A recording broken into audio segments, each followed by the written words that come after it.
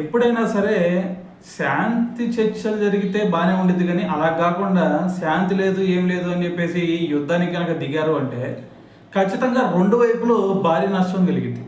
So దీంట్లో భాగంగానే మీరు ఒకసారి రష్యాకి యుక్రెయిన్కి మధ్య యుద్ధం చూడండి.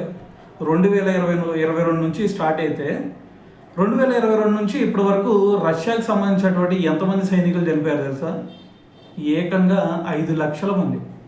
5 లక్షల మంది జనాభా కదా, 5 లక్షల మంది సైనికులు చనిపోయారు రష్యాలో.